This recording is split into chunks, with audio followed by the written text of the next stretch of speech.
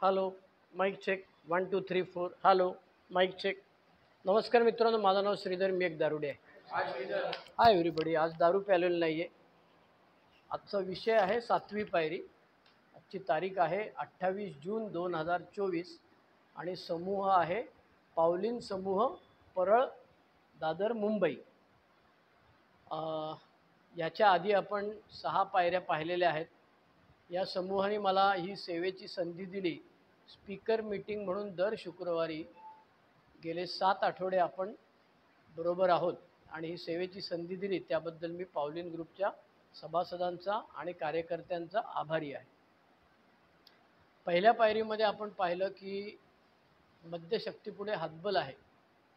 पहिल्या पायरीत 2 गोष्टी महत्त्वाच्या, एक हातबलता, पॉवरलेसनेस, आणि दुसरी अनमॅनेजेबिलिटी, अस्ताव्यस्त.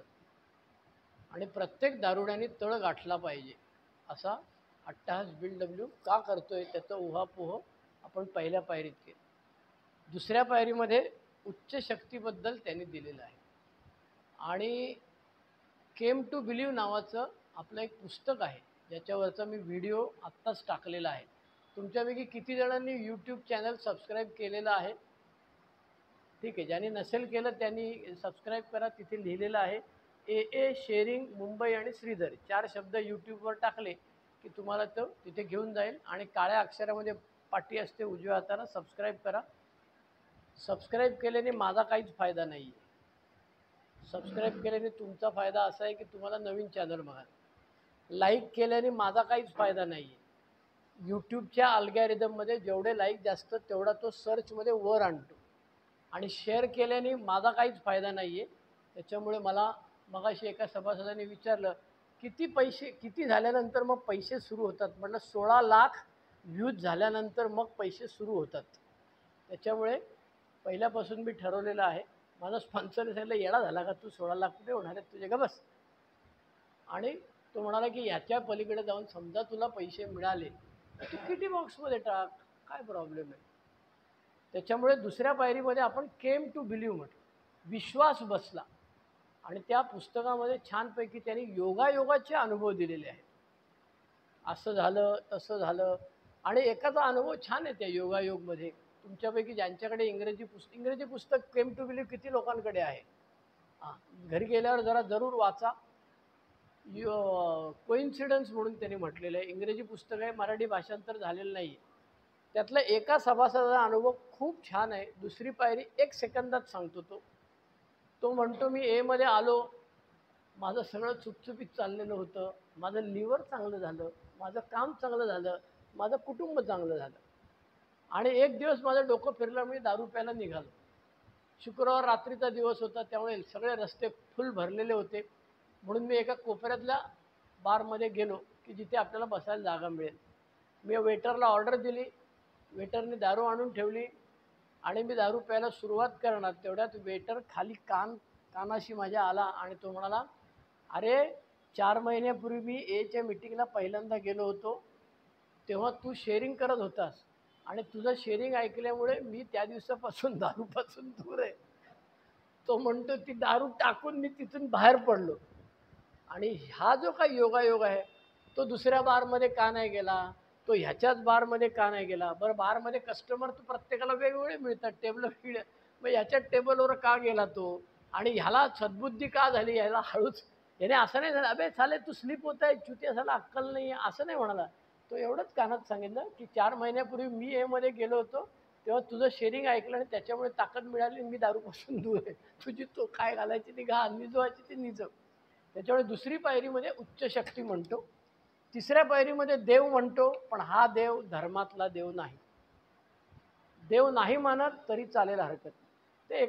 ते एका छान उल्लेख त्यांनी केलेला आहे. बाई म्हणाली की माझा देवावर विश्वास नाही. तिला दुसऱ्या बाईने सांगितलं, अगं तुझा देवावर विश्वास नसला तरी देवाचा असेल की तुझ्यावर, शक्यता आहे ना, देवाचा तुझ्यावर विश्वास असण्याची शक्यता आहे, तेव्हा काय काळजी करू नको. त्याच्यामुळे तिसरी पायरी आपण पाहिली. चौथ्या पायरीमध्ये कृतीची पायरी आहे. त्याच्यामुळे आपल्याला लिहायला लागतं आणि स्पॉन्सर घ्यायला लागतो आणि पुस्तकामध्ये बघून, बिग बुकमध्ये बघून पान नंबर 58पासून सुरुवात करायची. पहिल्यांदा खुन्नस लिहायची. खुन्नस 3 प्रकारची आहे. एक व्यक्तींची आहे, एक तत्वांची आहे आणि एक संस्थांची आहे. भीती लिहायच्या आहेत. भीतीमध्ये आर्थिक भीती आहे आणि भावनिक भीती आहे, असुरक्षितता आहे आणि तिसरं लैंगिकता आहे. आणि लैंगिकतेमध्ये मला वाटायचं कसा लावला ते लिहायचं. ते बिल्डअप ते काय म्हणत नाही, ते म्हणतो मी बेफिकीर कुठे होतो, स्वार्थी अप्रामाणिक कुठे होतो, इतरांना त्रास होईल त्याची मी कधी काळजी केली का.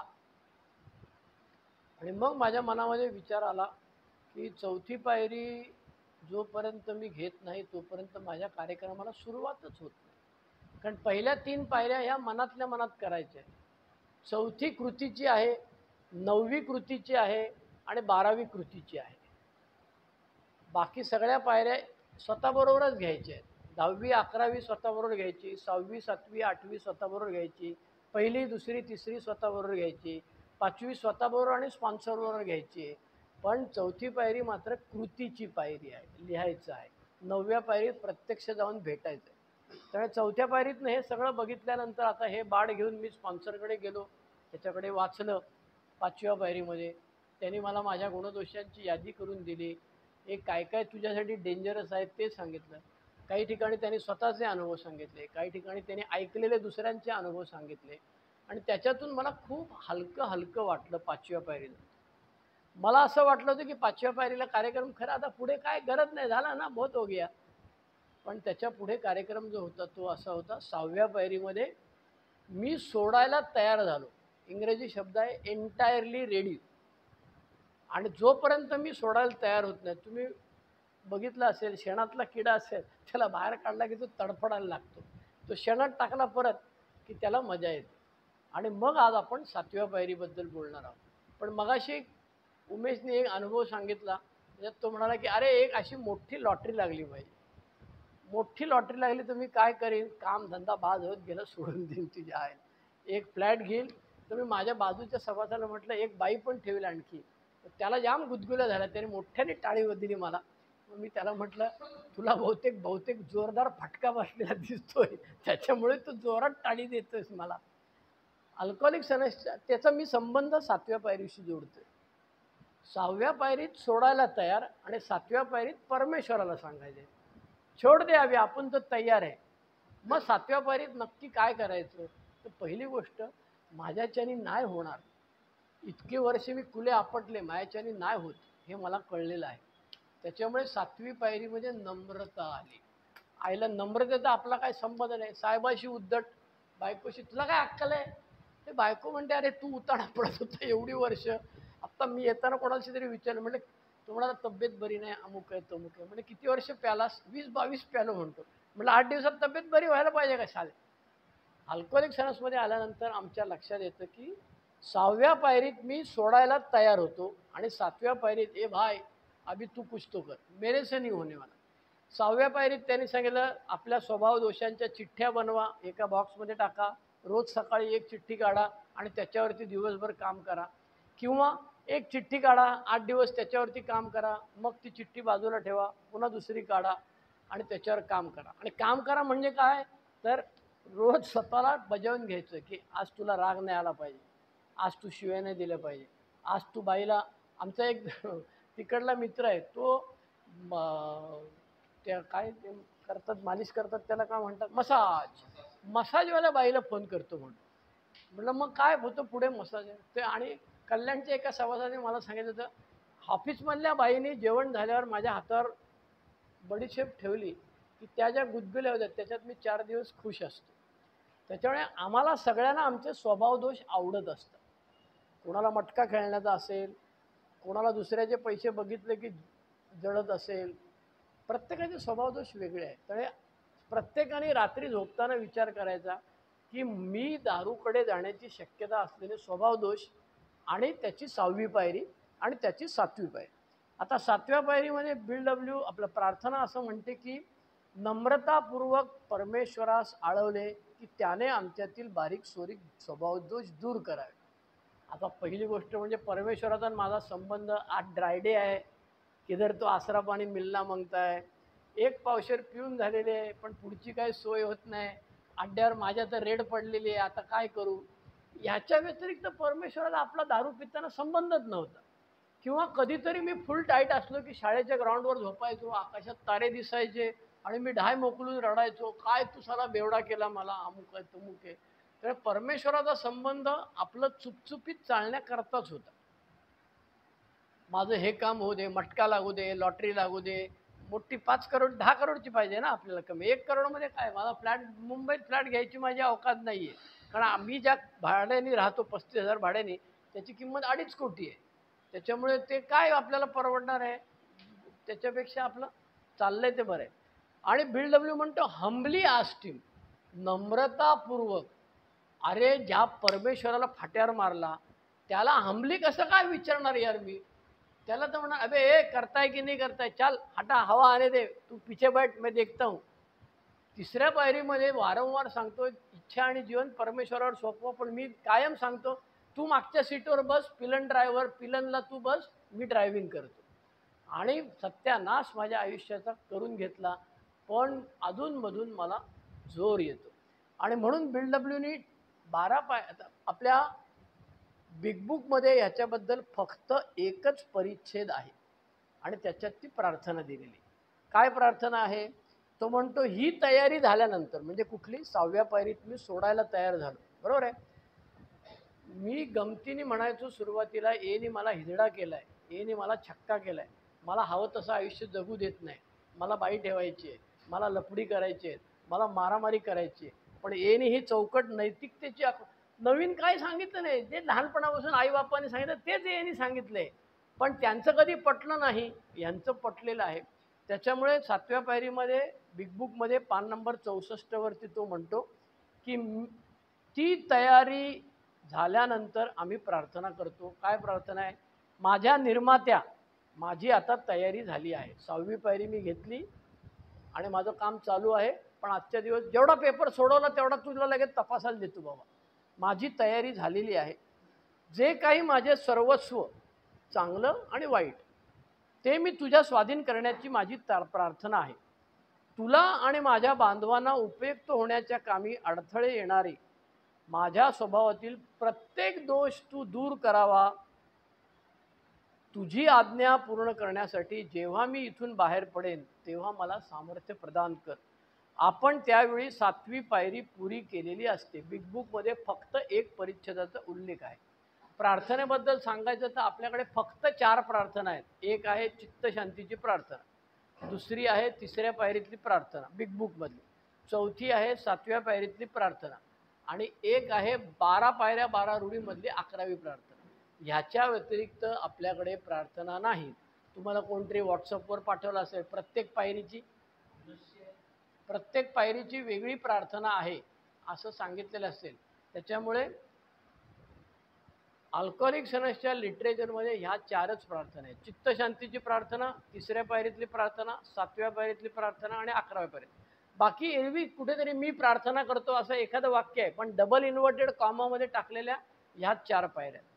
आता प्रश्न असा आहे की 12x12 मध्ये खूप डिटेल डिस्कशन केले बिल डब्ल्यूनी. 1939 साली बिग बुक स्थापन झालं तेव्हा त्याच्यामध्ये काही नाही फारसं. 37, 38, 39 असे 3 वर्ष बिग बुकची तयारी चालू होती. आणि 1950 साली 12x12 त्यांनी लिहिलं.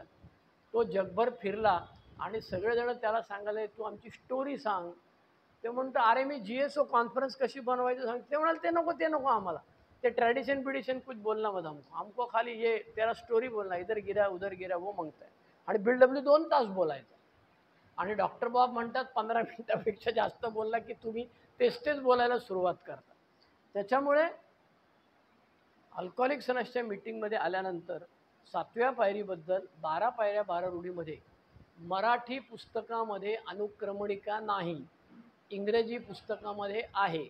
त्या इंग्रजी पुस्तकातली प्रार्थनेचे जे 7व्या पायरीचे आहेत त्याच्यात त्यांनी काय दिलेले मुद्दे, नम्रता म्हणजे काय, व्हॉट इज ह्युमिलिटी, कशाला नम्रता म्हणायची, दिसली गाय का घाल हात खाली, दिसली गाय का कर नमस्कार, रस्त्यात देव दिसला की कुठे पण, ही नम्रता नाही, ही खोटी नम्रता आहे, ही दिखाऊ नम्रता आहे. खरी नम्रता आतून यायला पाहिजे आणि ती येत नाही. त्याच्यामुळे बिल डब्ल्यू त्याच्यामध्ये नम्रता म्हणजे काय, आम्ही नम्र नसलो तर काय वाकडं होणार आहे आमचं. त्यामुळे नम्रतेचं महत्त्व काय.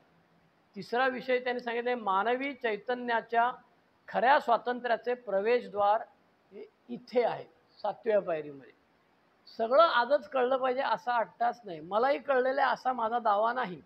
मी बाबा महाराज सातारकर सारखं आपलं हे पुढे ठेवलेलं आहे आणि वाचतो. जेवढं माझे अनुभव आहेत तेवढे सांगायचं जोडायचा प्रयत्न करतो आणि उरलेलं बिल्डब्ल्यू अरे स्वतःच बिल्डब्ल्यू म्हणतो ना, आमचे पुस्तक सूचक राहील, बाकी तू आणि तेरा भाई देख लेना. त्याच्यामुळे गर्वाच्या परिहरणाचे महत्त्व, व्हॅल्यू ऑफ इगो पंक्चरिंग. अपयश आणि दुःख नम्रतेने बदलतात. Failure and misery transformed by humility. म्हणजे नम्रतेमुळे अपयश आणि दुःख सहन करता येतात. अरे ए मध्ये दुःख सहन करणारे कितीतरी लोक आहेत यार. लग्नच होत नाही, लग्न झाले तर पोरीच होतात, पोरं झाली तर साला बेवडा निघतात, ऐकतच नाही पोरगा. त्याच्यानंतर पोरगा मेला, आत्महत्या केली पोराने, ॲक्सिडेंट झाला. आपला लॉरी नावाचा चेंबूरचा सभासद कोणाला माहिती आहे का, लॉरी चेंबूरचा. त्याने गाडीमध्ये पोरगा बायको आणि तो असे ह्या बाजूने गेले आणि पोराला ड्रॉप केला आणि पोरगा रस्ता क्रॉस करून ह्या बाजूला रस्ता क्रॉस करत होता. तो बघतोय तो रस्ता क्रॉस करतो, तिकडनं कोणीतरी आलं आणि त्याला उडवला ऑन द स्पॉट खलास. त्याच्यामुळे ही दुःख सहन करण्याची ताकद तुम्हाला 7वी पायरी देणार आहे. आयुष्यभर आम्ही परमेश्वराला सांगितलं ये मागताय ये दे दो, पोराला हे दे, बायकोला हे दे, मला हे दे, त्याला हे दे, पैसे दे, अमुक दे तमुक दे. आणि 7व्या पायरीत परमेश्वराला काय सांगतोय, माझ्यातला स्वभाव दोष काढून टाक. माझ्या बहिणीला कॅन्सर झाला होता. माझी बहीण काल रात्री 11 वाजता वारली. सकाळी 8 वाजता तिचं सगळं अंत्यसंस्कार केले आणि आज मी इथे येऊन बसलोय. आता मला चिंता होती की आईला आपल्याला कॅन्सर झाला तर 1000 लोकांना मी आत्तापर्यंत सांगून झालं असेल मला कॅन्सर. शेवटी माझ्या मित्रांनी माझी हजामत केली, म्हणाला डॉक्टरकडे जा. मी आपल्या होमिओपॅथी डॉक्टरकडे गेले. ती म्हणाले तुम्हाला होईल की नाही आत्ता सांगता येत नाही, अनुवंशिक आहे की नाही आम्हाला माहीत नाही, आणि झाल्यानंतर काय करायचं. म्हणलं मला ट्रीटमेंट नाही घ्यायची. मी KEMला बॉडी डोनेट केलेली आहे आणि मी प्रश्न काय विचारतो, मला जर कॅन्सर झालेला असेल तर माझी बॉडी घेतील का. तो म्हणाला अरे तुला अजून कॅन्सर झालेलं नाही, तू मेलेलं नाही, तुझी बॉडी KEMला नेलेली नाही आणि जेव्हा नेतील तेव्हा रिफ्यूज करतील तेव्हा तू नसणार आहेस. आम्ही बघून घेऊ ना काय करायचं ते. तर हे जी भीती चिंता ह्या ज्या प्रकारातनं बाहेर पडायचं असेल, त्यामुळे तो म्हणतो अपयश आणि दुःख हे नम्रतेनेच बदलतात. दुर्बलतेचे रूपांतर सामर्थ्यात होते. रूपांतर सामर्थ्याचं म्हणजे भाईगिरी नाही तो म्हणत.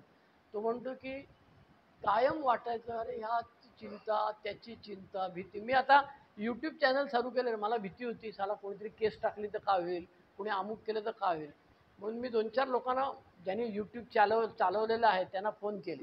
त्यातलं एक कल्पेश म्हणून आहे चिंचवडचा, त्याचा फोन आला, म्हणाला ए भाऊ किती चिंता करशील रे, सगळ्या चिंता मध्ये जातात का रे, तुला कोणी सांगितलं का माझ्या चिंता सुटल्या आता म्हणून.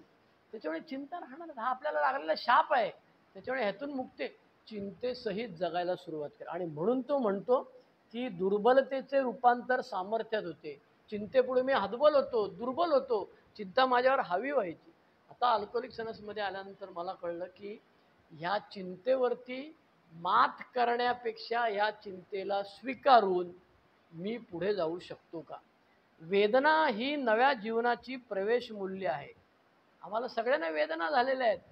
अहो त्या हॅरी टायबाउटला का सॅम्युएल शूमेकरला मिटिंगला जाताना एका सभासदाला त्यांनी विचारलं, वरती विमानं घेरट्या घालत होती, विश्वयुद्ध चालू होतं, आणि त्या फादरने त्याला विचारलं काय रे साले ते वरती चाललेले तुला भीती नाही वाटत का. तो बेवडा म्हणाला, सोबर सभासद म्हणाला अहो हे सगळं आमच्या आयुष्यात झालंय ना, बंबार्डिंग आता ह्याला कोण घाबरतो, हे तो कुछ खेळ मी मुली आहे, आमचं सगळं झालेलं आहे. हे आम्ही का म्हणू शकतो, कारण त्या वेदना भोगलेल्या आहेत आम्ही. आणि त्या वेदना ऐकण्यासाठी अल्कोहोलिक अनोनिमसच्या मीटिंगमध्ये आम्ही येतो. की प्रत्येक नवीन आलेला सभासद सांगतो आयला धुलाई झाली अमुक झालं, तेव्हा माझी धुलाई मला आठवायला लागते की ए भाऊ तुला 34 वर्षे 8 महिने झालेले असले तरी तू कुठून आलास त्याची आठवण कर, म्हणजे तुझी धुलाई. बिल्डब्ल्यू आपल्याला ह्याच्या सोबर जगणे पुस्तकात सांगतो, रिमेंबरिंग लास्ट ड्रिंक. नाही, लास्ट ड्रंक म्हणतो तो. लास्ट ड्रिंक म्हणजे शेवटची दारू प्यालेली नाही म्हणत, शेवटचा टाईट कधी झाला होतास ते तो म्हणतो.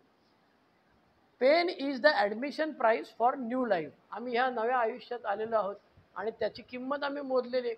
अरे बाकी कुठले पण असतात ना, ते काय म्हणतात त्याला, ग्रुप्स असतात, अमुक असतात, ते काय क्रिकेट खेळतात त्याची आपल्या ह्याला आहे ना, नरिमन पॉईंटला फोर्टला आहे, त्याची क्लबची फी असते ना.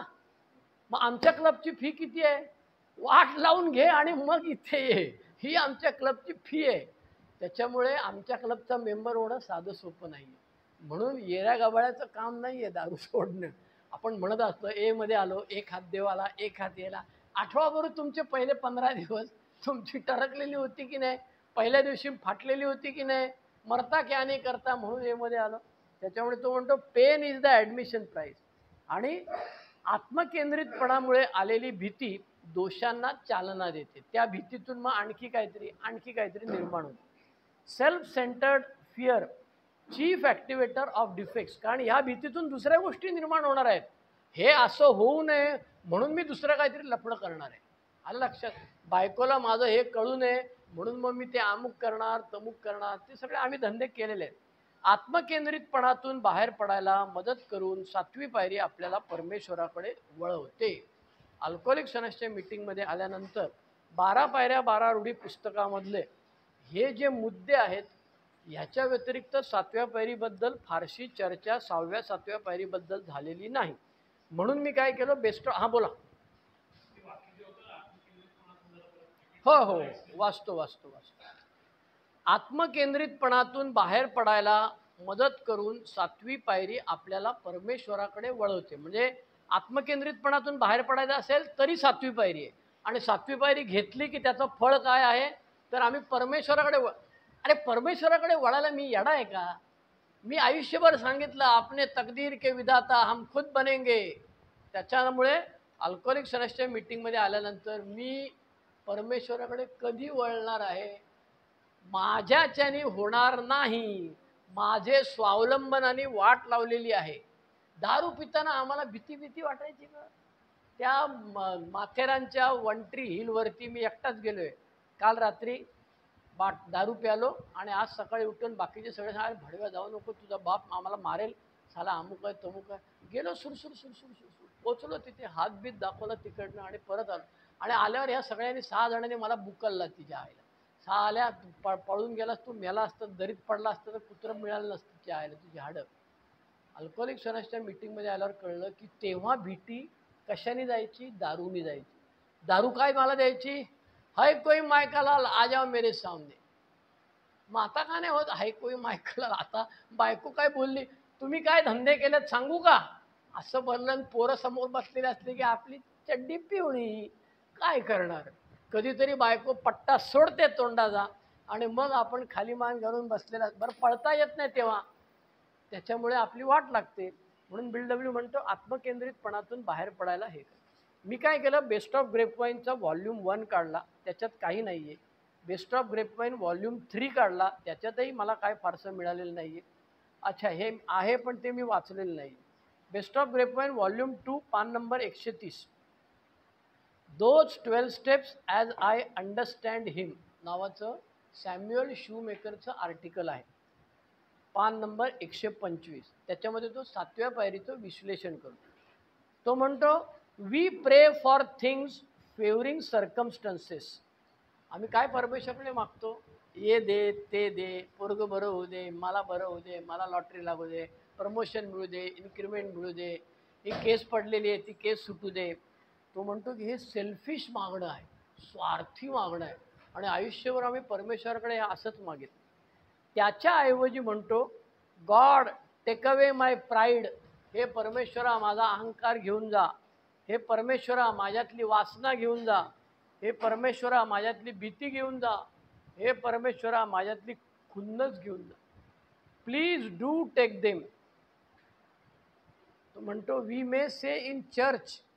हे कदाचित आम्ही चर्चमध्ये किंवा तुमचा देव काय धर्म असेल त्याच्यात म्हणा, or in the quiet of our own rooms. घरी बसल्या बसल्या एकटा बसला फाटते ना आपली. जोपर्यंत मायका पोरं असतात, टी व्ही चालू आहे, मोबाईल चालू आहे, पेपर चालू आहे, विपश्यनाला तुमच्यापैकी किती गेलेले आहेत? विपश्यनाला गेलेले लोक किती आहेत? विपश्यनाला गेल्यावर फाटते एकटा बसलेला. आईले हे की सगळं आठवायला लागतं ना, चौथी पायरी सगळी आठवायला लागते विपश्यनाला. दिवसभर एकटाच ना रे बाबा. माणसं हॉलमध्ये बसलेली आहेत, पण आपण आपले डोळे मिटून इकडे बघितलं तर हा गौतम बुद्ध, तो गौतम बुद्ध, माझा मात्र हालतो इकडून तिकडे. त्याच्यामुळे तो सांगतोय Samuel Shoemaker, there must be intended finality as we make a such a prayer. भाऊ आता झालं तेवढं पुरे झालं, आता काय माझी इच्छा नाही. आता माझं वय झालेला, मी तुम्हाला एक उदाहरण, आता आपला हा आहे का नाही ना, आम्ही 4-5 जण कुठेतरी बाहेर चाललो होतो आणि दादरच्या मारुती देवळासमोर आम्ही उभे होतो. मी काहीतरी 20-22 वर्ष सोबर असेल तेव्हा. त्या सभासदाला पहिल्यांदाच भेटलो मी आणि माझ्यासमोरनं एक चांगली बाई चालली होती आणि मी त्याला म्हणलं, नितीन, त्या बाईचे बॉल सॉलिड दिसतात बघ. आणि तो एवढा हक्काबक्का झाला की नंतर दत्ताला तो म्हणतो, चाईला 20-22 वर्ष सोबर आहे का? हो का? तो मला सांग, ती बाई चालले तिचे बॉल बघ म्हणून. अरे हे 2-3 वर्षाच्या, कसं आहे फायनॅलिटी.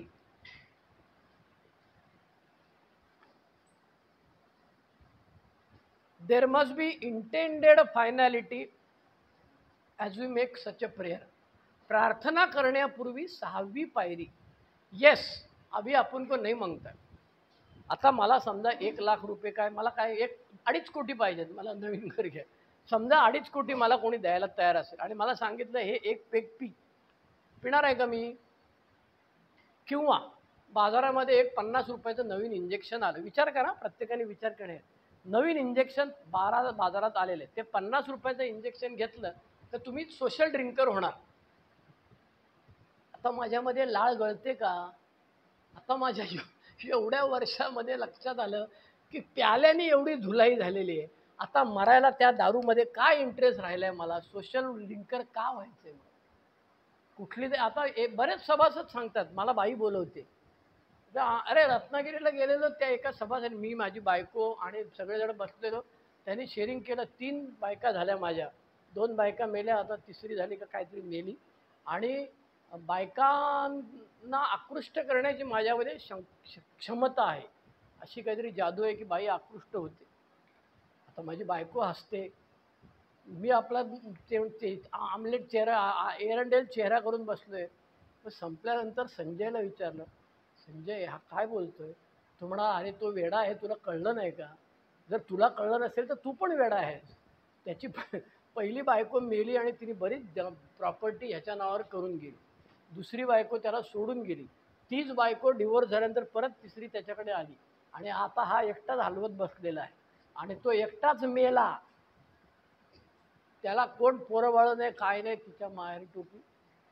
आणि तो सांगतो, बाई मला बाईकडे बाईला आकृष्ट करण्याची माझ्या क्षमता आहे. आणि तुझा त्याच्यावर विश्वास बसतो आणि तू मला विचारतोस की अरे हा रत्नागिरीत राहतो, खरंच याचं काय असं आहे का? ते तुझ्या डोक्यावर परिणाम झालेला आहे.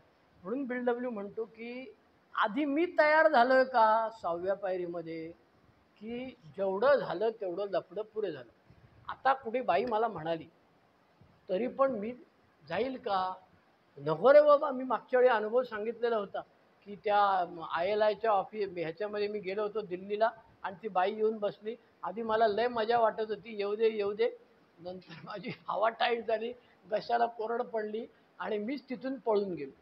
त्याच्यामुळे अल्कोहोलिक्स अनोनिमसच्या मीटिंगमध्ये आल्यानंतर 7व्या पायरीमध्ये परमेश्वराला आळवण्यापूर्वी आपल्याला हे बघायला लागेल की बाबा रे, मी तयार आहे का? भाव आपण तयार आहे, अभी इसमें से मुक्ती दे दो. बरं, ही मुक्ती परमनंट नसते. बऱ्याच सभासदांनी मला सांगितलेलं आहे की अरे पोर्नोग्राफी बघायची नाही म्हणून मी अनेक प्रयत्न केले, किंवा आठवड्यातनं एवढाच वेळ बघायची म्हणून प्रयत्न केले, पण ते साला काहीतरी बघतो आणि स्लीप होतो आणि पुन्हा तसंच चालू होतं. आपल्यातल्या काही लोकांनी सांगितलं माझी बायको वारलेली आहे, मग मी काय करू?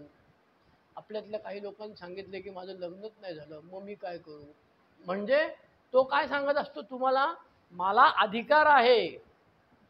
तुम्ही लग्न झालेले लोक आहेत, तुम्हाला अधिकार नाही. पण माझी बायको मेलेले पण असंख्य सभासद असे आपल्या समोर दिसत आहेत की ज्याची बायको, आपला शंकर आहे, शंकर एल ऐरोलीवाला, आता पुण्याला गेलेला आहे, त्याची बायको कितीतरी लोक आहेत ज्यांची बायको वारली आणि त्यांनी काही केलं नाही लफडी, ज्यांचं लग्न झालं नाही त्यांनी काही लफडी केली नाही, अशा असंख्य लोक आहेत. पण माझा आदर्श काय म्हणतो, तुम्हाला प्रॉब्लेम आहे, तुमची लग्न झालेली आहेत, तुम्ही काय भानगड करू नाही शकत, आपण कर सकता है. त्याच्यामुळे तो 6व्या 7व्या पायरीत तो सांगत असतो सतत की बरं ही एका दिवसात समजली असं वाटतं, आणि जशी ऑर्गॅनिक केमिस्ट्री असते ती जशी फू करून उडून जाते तसं हे सगळं उडून जातं आणि पुन्हा पहिले पाडे 55. त्याच्यामुळे सतत आपल्याला 6व्या 7व्या पायरीवरती यायला लागतं. 7व्या पायरीमध्ये तो म्हणतो, 12 पायऱ्या 12 रूढी पुस्तकात, काही प्रमाणात तरी विनम्रता असल्याशिवाय, तर कोणाला कोण सांगेल आपल्यातला हात वर करून की मी नम्र आहे म्हणून. त्या विजयचं नाव आपण ठेवलं होतं नम्र विजय म्हणून, बरोबर आहे. नंतर मग मला कोणतरी सांगितलं, तो रात्री 2 वाजेपर्यंत माझ्या घरी यायचा आणि फोनवरती बोलायचा, अमुक आहे तमुक आहे. म्हणजे चायला गब्बस झालं ते, तुला कशाला, तुला काय खात होती, तुला घेऊन जायची माझ्या घरी रत्नागिरीच्या, नाही अरे म्हणे तो 2 वाजेपर्यंत बोलायचा, मेंबरच्या घरच्या लोकांची बायकोशी बिकोशी बोलायचा. म्हणजे हळू बोलायचं तिच्या आईला, त्याचं नाव आम्ही नम्र विजय ठेवलं आणि तू काहीतरी भलतेच भानगडी सांगतो. त्याच्यामुळे ह्या भ्रमात राहू नका की ते आपण खाली टाकलेलं आहे ते वरती येणार नाही. माझ्या माहितीत एक ग्रस्त असे आहेत की ज्यांनी आयुष्यभर मटका खेळला, जे खूप चांगले सभासद होते, खूप चांगले बोलायचे, खूप चांगले वाचायचे, खूप चांगले एक्सप्लेन करायचे, आणि त्यांना झाला काय, ते हलतो, पाय हलतो, नाही पाय हलतो त्याला काय म्हण, पाय हलतो त्याला काय म्हण, पार्किन्सन झाला.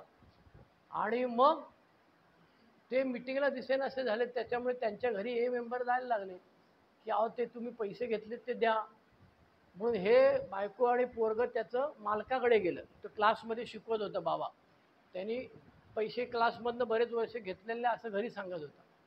तर क्लासवाला मालक म्हणाला, दर महिन्याला पैसे घेतले, ह्या त्यांच्या सह्या आहेत, माझ्याकडे कसले पैसे आता मग. त्याच्यामुळे हे खूप त्रासदायक आहे. त्याची बायको म्हणाली की अहो दिवाळीच्या दिवशी माझ्या दारामध्ये ओल्ड टायमर येऊन उभे राहिले आणि माझ्याकडे पैसे मागायला लागले, माझा झालेला पगार मी त्यांना सगळा देऊन टाकला, दिवाळी साजरी केली नाही. आता ह्या 25 वर्ष आलेलं तिने मनातल्या मनात शिव्या नसतील का दिल्या. त्यामुळे तुमचा जर भ्रम असेल की मी काय पण केलं 6व्या 7व्या पायरीत कधीच कळणार नाही, दुसऱ्याला कळणार नाही, असं नाही. मी गमतीने नेहमी सांगतो, लय पैसे आहेत इकडे ठेवल्यात तिकडे ठेवल्यात. अरे म्हटलं वाचा गेली तर काय करशील, लुळा पांगळा झाला तर ते पैसे काय करशील. त्याच्याऐवजी सगळ्यांना सगळं सांगून टाक. जशी तुमची वय वाढतात तसे तुम्ही बायकोला नॉमिनी करायला लागता. का करता, पण इतके दिवस तुम्हाला माज असतो, चरबी असते, जे मैपर्यंत ते लाद घालेल तिथे पाणी काढेल अशी अवस्था असते. हळूहळू कळायला लागलं की आपली इनिंग संपलेली आहे आणि मग तुमच्याकडे विनम्रता येते. आणि तो म्हणतो काही प्रमाणात तरी विनम्रता असल्याशिवाय कोणताही मद्यपी दारूपासून मुळीच दूर राहू शकणार नाही. तू विनम्र नसलात तर तुम्ही पिणार. त्याच्यामुळे मी बऱ्याचदा सांगत असतो की सर्व्हिसमध्ये जाणारे जे आपले एक्सपर्ट लोक आहेत, सर्व्हिस स्पेशालिस्ट, त्यांना हात जोडून मी सांगत असतो, अरे बाबा सर्व्हिसच्या विरुद्ध कोणीच नाही आहे रे, सगळेजण आपापल्या परीने सर्व्हिस करतात. कोणीतरी येऊन बाकडी लावली ना, व्यवस्थित पंखे चालू केले, बाकडी पुसली, हे केलं ते केलं, सर्व्हिसच करतो ना रे भावा. पण ते रिकव्हरी न करता सर्व्हिसमध्ये जातात. त्याचा परिणाम टांगा पलटी होतो. कधी होतो माहीत नाही, महिन्यानी होतो का चंद्रपूरला गेल्यावर होतो ते आपल्याला काय माहीत नाही, त्याचं त्यांनी ठरवायचं. पण प्रत्येक माणसाने, मला एका सभासदांनी परवा ऑनलाईन मीटिंगमध्ये शेअरिंगला बोलवलं. म्हटलं काय हे 4 घोडेस्वार म्हणजे कशाला सांगायचं. तो म्हणाला नवीन माणसाच्या पर्यंत हा मेसेज गेला पाहिजे की पहिली आणि 12वी पायरी किंवा नुसती सर्व्हिस, झाडावरती खेळ ढोकायचे आणि आपलं हे लावलेलं असेल, काउंटर लावलेलं असेल तिथे फोटो काढायचे, म्हणजे अल्कोहोलिक सनस नाही. आलं लक्षात. अल्कोहोलिक सनस म्हणजे पहिला रिकव्हरी. आणि म्हणून रिकव्हरी झाल्याशिवाय तुम्ही जेवढ्या उड्या माराल तेवढं तुमचं तंगडं मोडणार आहे असं बिल्डब्ल्यूच म्हणतो. कारण बिल्डब्ल्यू इथे म्हणतो ना रे बाबा, काही प्रमाणात तरी विनम्रता असल्याशिवाय कोणताही मद्यपी दारूपासून मुळीच दूर राहू शकणार नाही. अरे ज्या सभासदांनी मला सांगितलं की माझी बायको चपात्या भाजते, नाही लाटून देते आणि मी भाजतो. माझ्या बायकोला मच्छी आवडते म्हणून मी सकाळी उठून कुठे ते मच्छी कुठे मिळते सकाळी लवकर जायला लागतं ना, भाऊच्या धक्क्याला जातो. माझ्या पोराला मी आईस्क्रीमचा मोठा बॉक्स आणतो. आणि नंतर मला कळलं की त्यांनी बाई ठेवले. आईला माझा स्पॉन्सर माझ्यावर खसकला. म्हणला, गदड्या तुम्ही तिथे दिवस रात्र बसत असायचं आणि तुला कळलं नाही? म्हटलं, अरे मला काय माहीत तिच्या आईला तो काय लफडी करतो ते सांगितल्याशिवाय कसं कळेल मला? आणि जो मला हुशारी करून सांगायचा मी माझी बायकोला कशी मदत करतो, नंतर कळलं की त्याच्या पोरांनी त्याला त्या बाईकडे जाऊन मारला आणि अर्ध्या चड्डीवरती मोटरसायकलवरती पळाला. आणि तो पोरगा त्याचा त्या बाईकडे जाताना बाटलीभर पेट्रोल घेऊन गेला गाडीतलं आणि म्हणाला, आता मी इथे ओततो आणि ह्या बाईला आणि तुला पण फडका आग लावून देतो. मग त्या चाळीमधले सगळे लोक धावत आले, पोलीस कंप्लेंट केली, पोलीस आले, त्या पोराला पकडला. आणि त्याने जर काडी लावली तर अख्खी चाळ जळणार आहे. याची बाई ठेवलेली जळणार आहे की नाही माहीत नाही. हा शाणा बनला, हा चड्डी जांग्यावरती पळाला. गाडी स्कूटरची चावी घेतली आणि मोबाईल घेतला, पाकिट घेतलं आणि पळाला जांग्यावरती. अल्कोहोलिक सनसच्या मीटिंगमध्ये हे सगळं का आपल्याला बघायचं आहे? आपण गॉसिप करतो म्हणून नाही. हे मोह प्रत्येकाला होणार आहेत. तुमचा लंगोट लोखंडाचा नाही. तुम्हाला कधीतरी ते चुळबुळ करून अवयव बाहेर येणारच आहे. त्याच्यामुळे तुम्ही या भ्रमात राहू नका की आपल्याला पैशाचा प्रॉब्लेम नाही. म्हणून मी चौथ्या पायरीमध्ये लैंगिकतेबद्दल विचारतो तेव्हा मी सांगतो, हां किती 50 लोक आहेत. अरे तुमच्यापैकी किती लोकांना लैंगिकतेचा प्रॉब्लेम नाही? ते 4-5 जण हात वर करतात आणि मग वाचायला सांगतो. BW म्हणतो, तुम्हाला लैंगिकतेचा प्रॉब्लेम नसेल तर तुम्ही मानव कसले? मग मी त्यात पाहतो, तुम्ही माणसं आहेत की माकडं आहेत? नाही, BW सांगतो ते खरं आहे ना. त्याच्यामुळे सगळ्यांना प्रॉब्लेम आहे. कदाचित एखादा 5 पैशाचा असेल, एखाद्याला 95 पैशाचा असेल, पण तो प्रॉब्लेमच नाही. फुकट में मिळाली तर दारू प्यालो की नाही आपण? मग फुकटमध्ये मिळाले तर जाणार की नाही आपण? बरोबर आहे की नाही? त्याच्यामुळे आता मला जायचं नाही, कोणी बोलवलं तरी मला जायचं नाही. फुकटची दारू पाजली तरी जाणार नाही. 2.5 कोटीचा रक्कम दिली आणि सांगितलं चल एक पेग पी, तरी मी जाणार नाही. हे सगळं कळण्यासाठी BW म्हणतो, विनम्रतेचा अभाव ही आमची दुर्बल न्यूनता होती. न्यूनता म्हणजे न्यूनगंड किंवा आमच्यामध्ये कमीपणा होता. आमच्यामध्ये हे नव्हतंच. भौतिक आता तो फटके देतोय, ते फटके कळायला वेळ लागतो. मी माझ्या स्पॉन्सरच्या पायाजवळ बसतो आणि बाबा तू सांग, मी ऐकतो. तेव्हा थोडी थोडी ट्यूबलाईट पेटते. आणि आता माझी थोडीशी ट्यूबलाईट 34 वर्षानंतर पेटले. पुरी ट्यूबलाईट पेटायला किती वर्ष लागतील भगवंत जाणे. भौतिक समाधान, भौतिक समाधान म्हणजे काय? ये दिल मांगे मोर, पैसा मागताय, ये मागताय, वो मागताय. हे जीवनाचे उद्दिष्ट कधीच नसावे. आईला कोण मायकाला सांगेल की माझं भौतिक जीवनाचं उद्दिष्ट नाही आहे म्हणून? एक पण नाही सांगणार. आम्ही सगळेजण नुसते अल्कोहोलिक नाही, नॉन अल्कोहोलिक सुद्धा ह्याच्याच मागे धावतो. त्याला रॅट रेस म्हणतो. भौतिक समाधान हे जीवनाचे उद्दिष्ट कधीच नसावे. पान नंबर 34, 12 पायऱ्या. हे 34 माझं पान नंबर आहे, तुमचं 34 नसणार, कारण माझं जुनं पुस्तक आहे, बारीक फॉन्ट आहे आणि लाईन स्पेसिंग पण कमी आहे. भौतिक समाधान हे जीवनाचे उद्दिष्ट कधीच नसावे. तर चारित्र्य उभारणी आणि आध्यात्मिक मूल्यांना जीवनात सर्वोच्च प्राधान्य द्यायला पाहिजे. मी पैसे मेंबरला देत नाही, पण मी हा गाढवपणा केला होता. एकदा केला, पहिल्यांदा केला. पहिल्या वर्षभरामध्ये माझ्या इनिशियल स्पॉन्सर बरोबर 5,000 रुपये दिले त्याला आणि नंतर तो काय परत द्यायची लाईन नाही. मी त्या क्लिअर रोडच्या इंटरग्रुपच्या ऑफिसमध्ये जाऊन बोंबाबोंब केली. लॉरी चेअरमन होता तेव्हा. हमको पूछ के पैसा दिया था क्या? फिर इधर बात नहीं करने का, तुम जानो वो जानो, हमको नहीं मालूम. आणि नंतर आणखी 5-6 वर्षापूर्वी एकदा पैसे दिले. एकाने सांगितलं माझं ऑपरेशन आहे. आणि जनरली मी पैसे कधीच देत नाही. मी बायकोला सांगतो, तुझ्या बायकोला फोन करायला सांग बाबा, आणि ती पैसे तिच्या अकाउंटवर ट्रान्सफर घेऊ, तुझ्या अकाउंटवर नाही. मग हा काहीतरी त्याच्या बायकोने सांगितलं, हां ऑपरेशन आहे. ह्याने चाकू लावून बायकोला बसला असेल ना, तू बोल खोटं बोल, ऑपरेशन आहे अमुकच. नंतर बघितलं हा रोजच मिटिंगला दिसतो. म्हणलं ऑपरेशन? हां ते अजून चालू आहे, डॉक्टरकडे वळलं. डॉक्टर म्हणा 3 महिने झाले. ऑपरेशनचा पत्ताच दे. म्हणजे पैसे दे माझे, पुढच्या महिन्यात देतो. 1 महिना आणखी गेला, परत नाही 12 तारखेला देतो. 12 तारीख गेली. म्हटलं हे बघ भेंचोद, मी बोंबाबोंब करीन तुझ्या नावासहित मीटिंगमध्ये. मला रविवारी एकता ग्रुपला संध्याकाळी 7:30ला पैसे मिळाले पाहिजेत. अरे त्याला राग आला ना, तो टाक टाक टाक करत एकता ग्रुपच्या मीटिंगमध्ये आले, पैसे माझ्या अंगावर असे फेकले, मोजून घ्या. मोजून घेतले, हां, आणि गेला निघून. मीटिंगला पण नाही बसला. तर अल्कोहोलिक सनसच्या मीटिंगमध्ये आल्यानंतर आपल्याला ही काळजी घ्यावी लागते की भौतिक समाधानाच्या मागे आम्ही लागणार. आणि भौतिक समाधान म्हणजे फक्त पैसा नाही. पैसा तर आहेच, पण पैसा आल्यानंतर आणखी उत्तमात येतो.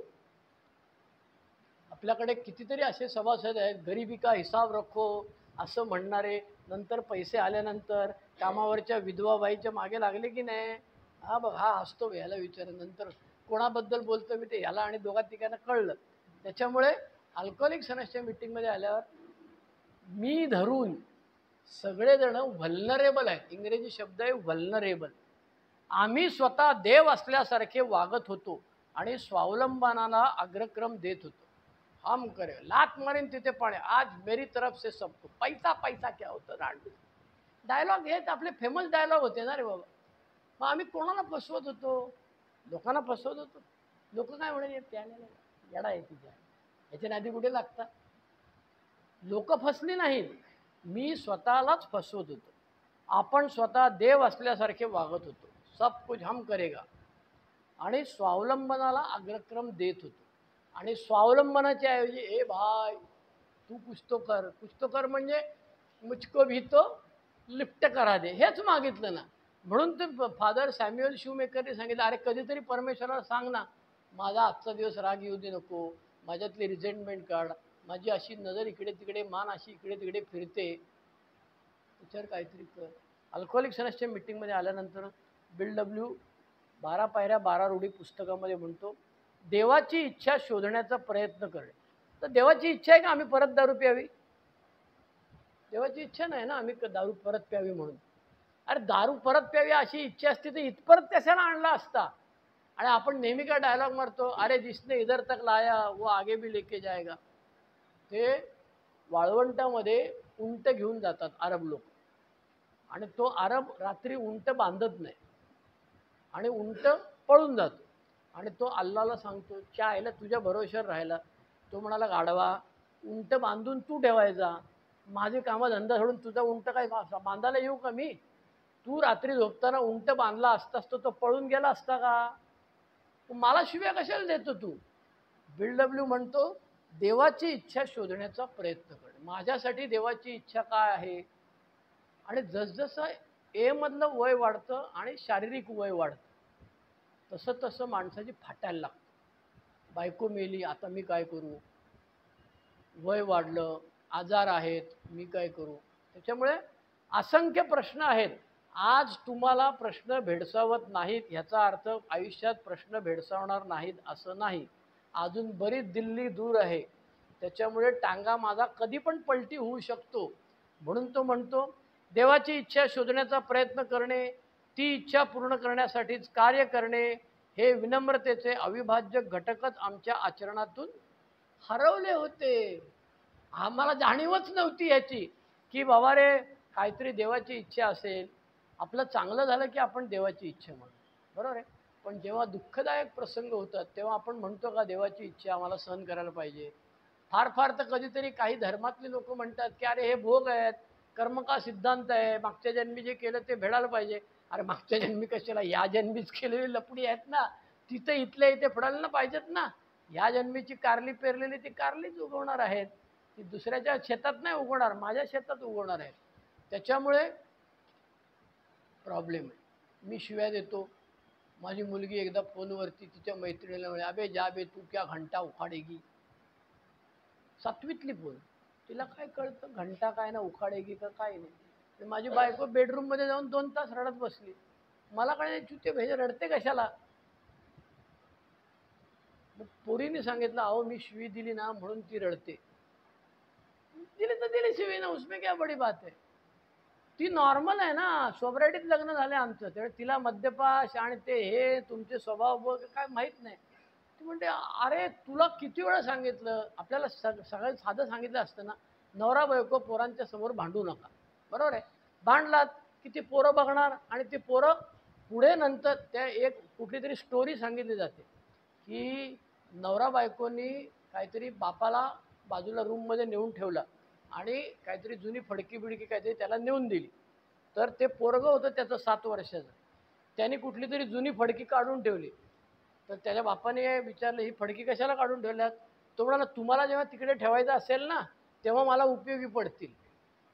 त्याच्यामुळे अल्कोहोलिक सनसमध्ये आल्यानंतर विनम्रतेचे अविभाज्य घटक आमच्या आचरणातून हरवलेले होते. त्यामुळे आमचा नम्रतेशी काही संबंध नाही. पण पुढे तो म्हणतो, एका पाठोपाठ होणारे पराभव, अपमान आणि त्यामुळे आमच्या स्वयंपूर्णतेचा झालेला चुराडा. हात लावीन तिथे माती. पूर्वी म्हणायचा मटक्याचा आकडा मला विचारून घे, मी सांगतो आकडा 100% आणा म्हणताय. आताच्या मायला मीच हात लावीन तिथे माती झालेली. कितीतरी लोकांनी डे ट्रेडिंग केलेलं माहिती आहे. शेअर मार्केटमध्ये आपला कुठला काळा चौकीचा ग्रुप आहे ना, एका मेंबरनी कर्ज काढून डेली ट्रेडिंग केलेलं आहे आणि त्याची तो गायब आहे, मधनं गायब आहे स्टोरी त्याची. तो तेव्हा जाम हवेमध्ये. अरे आमचा ठाण्यात सांगतो एक मेंबर, ती जपानची गादी आली होती माहिती आहे का कोणाला? काहीतरी एक ती चेन काहीतरी असायची. मग ह्यानी गादी नवीन घेतली 3.5 लाखाची, की पहिला मी असेल तर मला 1 लाख, ह्यानी माझ्याकडनं घेतले, याच्याकडनं मिळले, ह्याला 50 लाख, त्याला 25 लाख, ह्या होत्या होत्या. तर गादी लई तेजीमध्ये होती. आणि आमच्या भिवंडीला एक सभासद जो होता, जो ठाण्यात राहायचा, तो त्या गादीत उतरला होता. आणि आम्ही कधी शेअरिंग करायचं, 2,000 रुपये, 12,000 रुपये, अमुक झालं तमुक झालं, पैसे पडले, ह्या होत्या. त्यांनी शेअरिंगमध्ये सांगितलं, अरे स्वप्न 20,000ची 20 लाखाची बघा. बापू म्हणाले, जरा थांब जा थांब. नंतर काही दिवसांनी कळलं, त्यांनी VRS घेतली. VRSचे पैसे सगळे जपानच्या गादीत घातले. पार्टी उठली, पैसे गेले. मेंबरच असल्यामुळे त्याला शिव्या देऊन काय उपयोग नाही. त्याच्यामुळे मग हा वयाच्या 60व्या वर्षीसुद्धा CA गिरी करतो आणि लिखाण काम करतो. 4 पोरी, बायकोला काम करायला लागलं. तिने काय ते लहान पोरं सांभाळतात त्याला काय म्हणतात, पाळणा ग, हां, बेबी सिटिंग चालू केलं. काय भोग. आणि मग बापू मला म्हणाले एक दिवस, कळलं का तुला, त्याची बायको आलेली होती. ती बाई काय माझ्याशी बोलली नाही, पण बापूंशी काहीतरी बोलली. मग बापूने मला स्टोरी आपल्याला सांगत होता, 20,000ची स्वप्न बघा. ते 20,000ची स्वप्न बांबू घुसले आता आतमध्ये. बायको बोंबलायला आली होती माझ्याकडे, काय करायचं सांगा. त्याच्यामुळे एका पाठोपाठ एक होणारे पराभव, अपमान आणि त्यामुळे आमच्या स्वयंपूर्णतेचा झालेला चुराडा. प्रयत्न करणाऱ्या होणाऱ्या यातना, गंमतशीर वाक्य, छान वाक्य. प्रयत्न करताना होणाऱ्या यातना. त्रास तर होतो ना, स्पॉन्सरने सांगितलेलं ऐकताना त्रास होतो ना, काय गुदगुल्या थोडी होतात, कारण ते सगळं मनाविरुद्ध जायला सांगतात. आणि प्रयत्न न केल्यामुळे होणारी शिक्षा. स्पॉन्सरचं नाही ऐकलं तर बांबू बसणारच आहे. मग हे बरं का ते बरं. आता मी उपवास करतो, दरवर्षी गेली 15 वर्ष उपवास करतो. उरुळी कांचनला जातो, गांधीजींच्या आश्रमामध्ये जातो आणि सगळं ते सांगतात तसं करतो. वर्षातनं एकदा मी पाणीवाला उपवास करतो. आज माझा 5वा दिवस आहे. मी फक्त पाण्यावरती आहे. मनात त्रास होतो ना, काय उपवास होता ना, काय गुदगुल्या होतात काय तिच्या आहे. मग मला आठवतं, किती रव्याचे लाडू खातो एका वेळी तू? म्हणलं 3 ते 4 खातो. वडा किती खातो? नाही, 1-2 तरी खातो. का बटाटा भाजी दिसली तर जाता येतं का पुढे तुला? नाही जाता येत. कांदा पोहे किती खातो? 2 प्लेट खातो. मग आता गधड्या ते 2 प्लेट खाल्लेले आहेत आणि समजा जर ह्याच्याने काहीतरी गुडगुड झालं आणि हॉस्पिटलमध्ये जावं लागलं, तर तिथे काय तुझी आरती करणार आहेत की गुलाबाच्या पाकळ्या टाकून तुला झोपवणार आहेत? एक्सरे काढला काय आणि नाकात नळी घातली. आपला अरुण सांगतो नेहमी की कशी तोंडात घालतात नळी, काय त्याला म्हणतात ना, एंडोस्कोपी. ती एंडोस्कोपी काय गुदगुले होतात का? मग हा त्रास बरा ना, तो त्रास बरा का हा त्रास बरा? आणि हे सगळ्यांना जमतं असं नाही. मलाही सुरुवातीला जमत नव्हतं, आता जमायला लागलेलं आहे. आता वय 64 आहे, त्रास होतो, चिडचिड होते. बायकोच्या अंगावर एकदा खेकसलो, ती लादी पुसणारी बाई होती, तिच्या अंगावर हे तुला सांगितलं ना इकडे येऊ नको. रेकॉर्डिंग करत होतो, रेकॉर्डिंग चालू आहे. बायको म्हणाले अरे ते रेकॉर्डिंग पॉज तर कर, मग तिला शिव्या घाल ना. त्याच्यामुळे उपवासाचे फायदे आहेत, पण मग ते करत असताना शिक्षा मिळते ना रे बाबा. न केल्यामुळे होणारी शिक्षा आणि प्रयत्न करताना होणाऱ्या यातना. उपवास कर, त्याच्या यातना होणार. उपवास नाही केलास तर खा खा खा, वजन 75 किलो होणार. मग त्याच्याने पॅन्ट लागत नाही. पॅन्टचं बक्कल मी आत घातलेलं आहे आता, तुम्हाला दिसू नये म्हणून. त्याचे सगळेच त्रास आहेत ना. पॅन्ट होत नाही, वर चढत नाहीत. मग प्रत्येक वेळी टेलरकडे जाऊन कापून आणायची. तो म्हणायचा अहो हे काय एकदा येता बंद आखूड करायला, एकदा येता लांब करायला, ही काय भानगड आहे. म्हटलं उपवास केला की बारीक होतो. मग उपवासानंतर परत 6 महिने खा खा खातो. माझी बायको म्हणते अरे पण तू लिमिटेड का नाही खात, फळाहार कर. म्हणजे मला ते जमत नाही. ऑल ऑर नन लॉ नावाचा फिजिक्समध्ये एक लॉ आहे. खाईन तर तुपाशी, नाहीतर उपाशी. हे असं वेड्यासारखं आमची विचारसरणी झालेली आहे. त्यामुळे तो म्हणतो प्रयत्न करताना होणाऱ्या यातना, स्पॉन्सरचं ऐकल्याने होणारा त्रास आणि प्रयत्न न केल्यामुळे होणारी शिक्षा. शिक्षा भोगलेल्या आपल्यातले बरेच लोक आहेत. प्रत्येकाने रात्री झोपताना स्वतःला विचारा ना, तिच्या आईला कुठल्या कुठल्या शिक्षा भोगल्या. यादीत निघते लगेच. अरे त्यांनी सांगितलं होतं, ह्यांनी सांगितलं होतं, पण मी ऐकलं नाही. प्रयत्न करताना होणाऱ्या यातना आणि प्रयत्न न केल्यामुळे होणारी शिक्षा, या दोन गोष्टींमधून आपल्याला निवड करायची आहे. ईश्वराकडे बघण्याचा दृष्टिकोन आमच्या दृष्टिकोनात बदल झालेला आहे. पूर्वी ईश्वर म्हणजे काय वाटायचा, ये दिल मुंगे मोर मुझको भी तो लिफ्ट करा दे. आता कळायला लागलं अरे ईश्वराला हे पण सांगता येतं का, माझा राग कमी कर, माझी लैंगिकता कमी कर, माझी भीती कमी कर. हे आम्हाला माहीतच नव्हतं कधी. 7व्या पायरीमध्ये पहिल्यांदा कळलं की परमेश्वराला सांगायचंय माझ्या एकट्याच्याने निघणार नाही. आणि परमेश्वर काढून घेतलं म्हणजे जसं दारूचं ऑब्सेशन काढून घेतलं तसं हे काढून घेत नाही. Subject to the condition. तर कंडिशन अप्लाय लिहिलेला असतो ना, स्टार मारलेला. तू जर मस्ती करायला गेलास तर तुझं तंगडं मोडणारच आहे. तर तुझी आपली अवकात ओळखून आपल्या उड्या मारायच्या. त्याच्या पलीकडे उड्या मारल्या की तंगडं मोड साफ एकदम सोपं आहे. तितक्याच सहजतेने स्वखुशीने प्रयत्न केल्यासही विनम्रता मिळवता येते. आता हे स्वखुशीने कधी करणार, बांबू लागलाय म्हणून करतो तिच्या आहे. नाही तर माझी काही इच्छा नाही देवाला सांगायची हे काढ ते काढ म्हणून. आमच्यातील स्वभावदोष परमेश्वराने दूर करावेत म्हणून नम्रपणे आम्ही त्याची प्रार्थना केली. त्याच्यामुळे 7व्या पायरीबद्दल बिल डब्ल्यूनी आपल्याला 12x12 मध्ये एवढं म्हटलेलं आहे. बेस्ट ऑफ ग्रेम पॉईंटमधले 2 आर्टिकलमध्ये जे वेगवेगळ्या सभासदांचे अनुभव होते ते सांगितलेले आहेत. माझं काय राहिलं असेल याच्यामध्ये ॲड करायचं तर तुम्ही ॲड करू शकता. काय चुकलं असेल तर माझा कान धरू शकता, काही प्रॉब्लेम नाही. मी काय याच्यातला स्पेशलिस्ट आणि PhD झालेला आणि माझी चूक होणार नाही असा काय भानगड नाही आहे. आणि मी सांगतो तेच बाबा वाक्यम प्रमाणम, दुसरा कोणी सांगतो तो गाढव आहे असंही पूर्वी माझं म्हणणं असायचं. तुमच्यापैकी कोणाला आठवत असेल तर गांधी हॉस्पिटलला अल्कॅथॉन होती आणि तिथे मी, देवेंद्र आणि सुनील के भांडत होतो एकमेकांची. आणि मी तिच्या मायला की त्यांच्या अंगावर धावायला कमी करत नव्हतो. मी सांगायचं तुमचं अरे ऑनलाईन मीटिंगमध्ये मी शिव्या दिलेल्या आहेत सुनीलला. म्हटलं तुम्ही उद्यापासून येत जाऊ नका मीटिंगला, नाही तर मग मी येणार नाही. तुम्ही मी शेअरिंग करतोय की नाही, मग आता तुम्ही माझ्या शेअरिंगमध्ये बोटं कशाला घालता. अल्कोहोलिक सनसमध्ये आल्यानंतर मला कळतच नाही किंवा कळायला खूप वेळ लागतो किंवा दोन्ही बाजूंना शांत व्हायला वेळ लागतो. आता सुनील माझ्या वाट्याला जात नाही आणि मी सुनीलच्या वाट्याला जात नाही. मी ठरवलेलं आहे सुनील जोपर्यंत ऑनलाईन मीटिंग करतो तोपर्यंत मी ऑनलाईन मीटिंग करणार नाही आणि ऑनलाईन मीटिंगमध्ये थोबाड उघडणार नाही.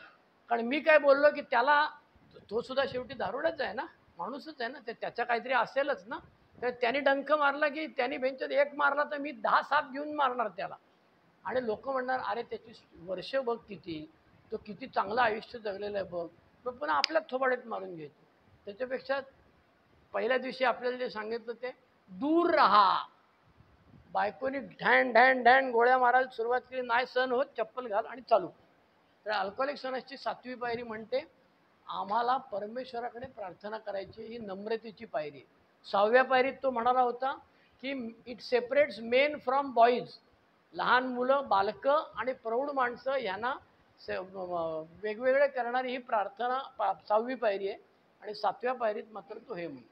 आता हे सगळं विद्वत्ता प्रचूर असल्यासारखं वाटण्याची शक्यता जास्त आहे, पण त्याच्याकरता तुम्हाला चिंतन करावं लागेल.